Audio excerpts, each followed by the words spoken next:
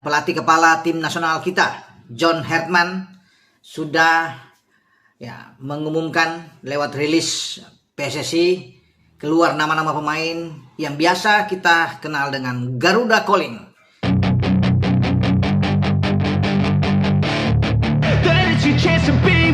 Gempar, FIFA diam-diam pantau timnas Indonesia.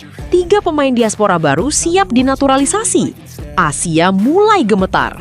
Simak berita selengkapnya hanya di Drama Bola. Gempar, FIFA diam-diam pantau timnas Indonesia. 3 pemain diaspora baru siap dinaturalisasi. Asia mulai gemetar. Atmosfer sepak bola Indonesia kembali memanas jelang agenda internasional bulan depan.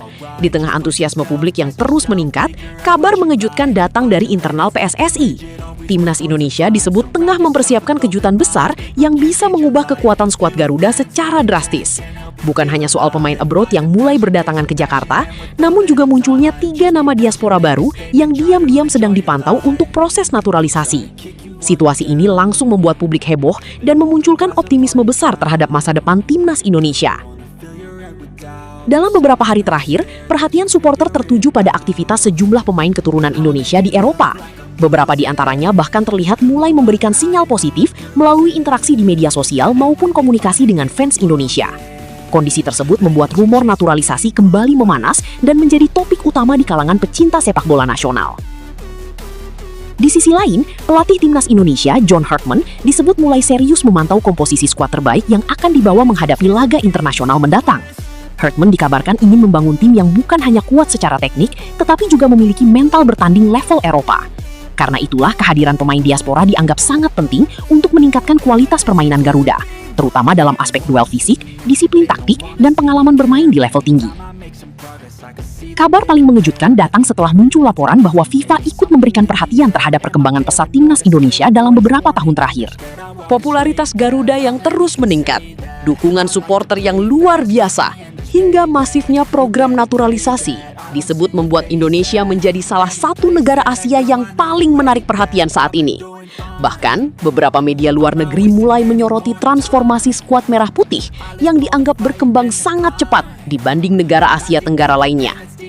Di tengah euforia tersebut, publik juga dibuat penasaran dengan kondisi beberapa pemain kunci timnas Indonesia.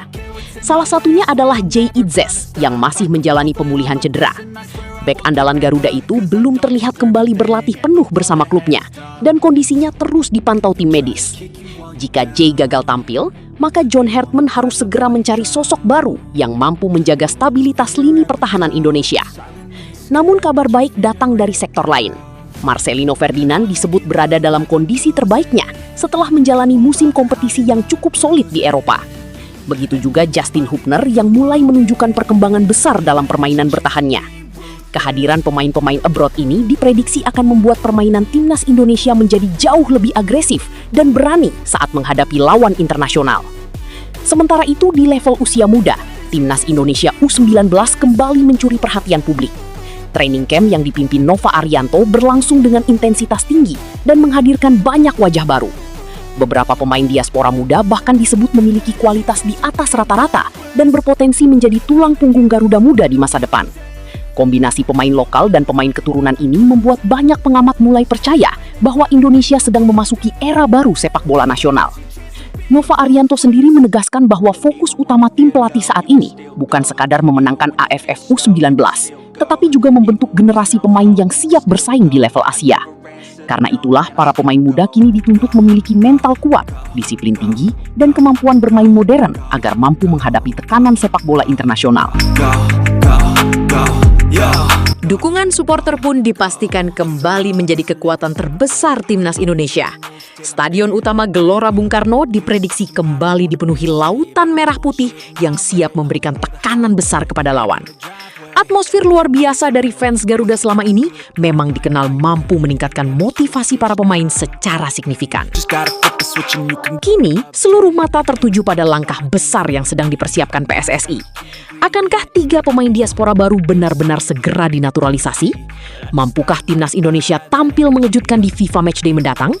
Dan apakah Garuda Muda benar-benar siap menjadi raja baru Asia Tenggara? Satu hal yang pasti, sepak bola Indonesia saat ini sedang bergerak menuju level yang berbeda. Era baru Garuda perlahan mulai terlihat dan Asia tampaknya mulai menyadari ancaman besar itu.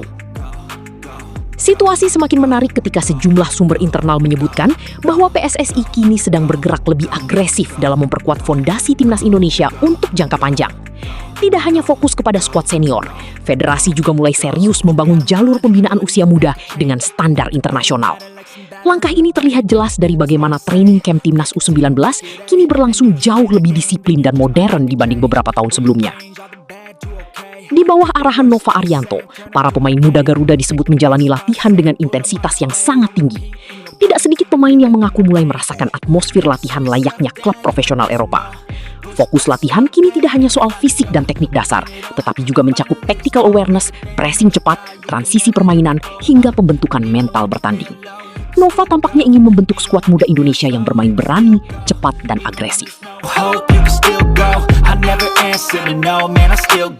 Menariknya lagi, kehadiran para pemain diaspora muda mulai memberikan dampak besar terhadap persaingan internal tim. Beberapa nama bahkan langsung mencuri perhatian dalam sesi game internal karena memiliki keunggulan dalam duel fisik serta visi bermain yang matang. Situasi ini membuat level kompetisi di dalam skuad meningkat drastis. Para pemain lokal kini dipaksa bekerja lebih keras demi mempertahankan tempat utama mereka di tim. Kondisi tersebut justru dianggap sebagai sinyal positif bagi masa depan sepak bola Indonesia.